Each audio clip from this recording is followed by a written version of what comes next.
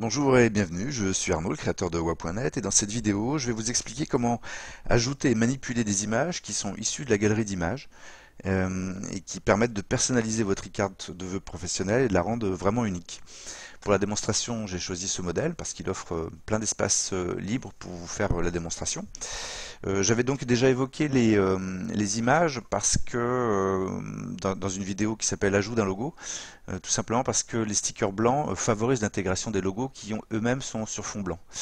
Alors comment on manipule les images? Alors déjà présentes par défaut dans le modèle, il suffit de cliquer dessus pour les sélectionner et puis d'utiliser les petits icônes tout autour de l'image qui permettent soit de redimensionner, soit d'opérer une rotation ou encore de carrément la supprimer.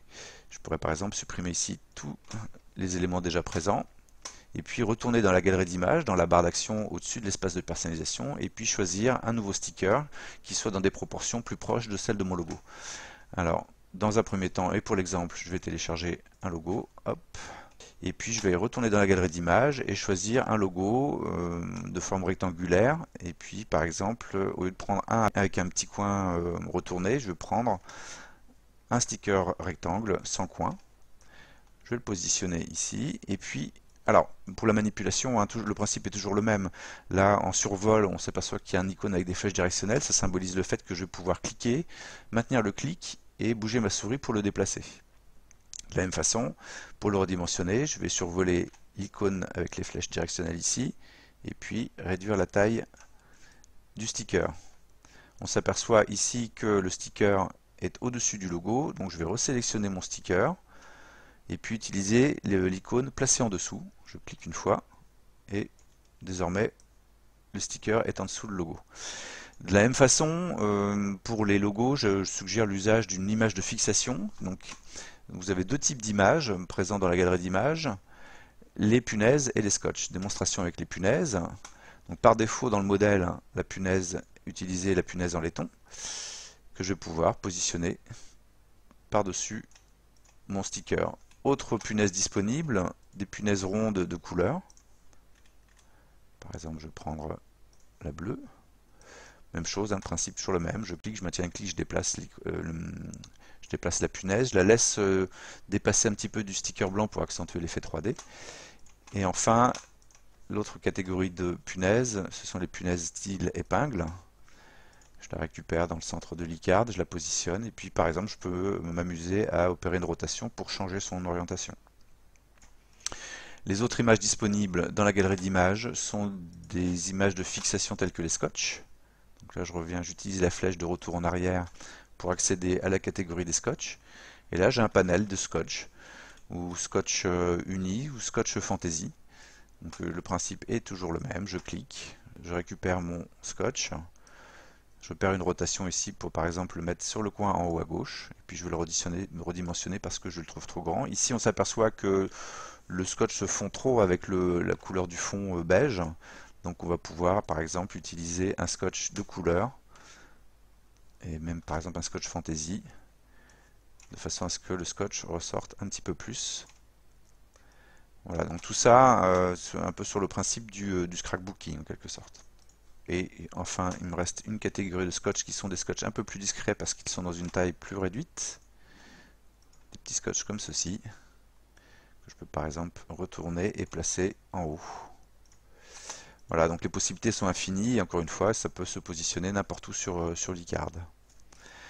Les autres images disponibles, il y a des images de citation qui peuvent coller avec la symbolique du visuel. Par exemple ici, on a une citation « Tout seul on va plus vite, ensemble on va plus loin ». Je clique dessus, elle s'incorpore, et puis je vais la positionner là où je le désire. Même chose, hein, je peux opérer une rotation, réduire la taille si je trouve que c'est trop grand, et je peux même ici en changer la couleur.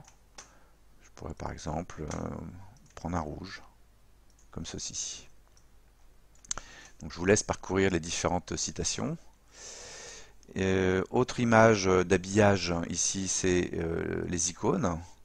Donc là les possibilités sont infinies, hein. Vous pouvez en mettre plusieurs, autant que vous voulez, vous pouvez en changer la couleur. Je pourrais par exemple m'amuser, puisqu'on parle de se sentir pousser des ailes, et bien rajouter une petite fusée, dont je pourrais changer la couleur également. Je pourrais par exemple la mettre en en jaune, comme ceci. Ici ça se voit pas trop, il faudrait peut-être une autre couleur, un bleu parce qu'on a une dominante de bleu.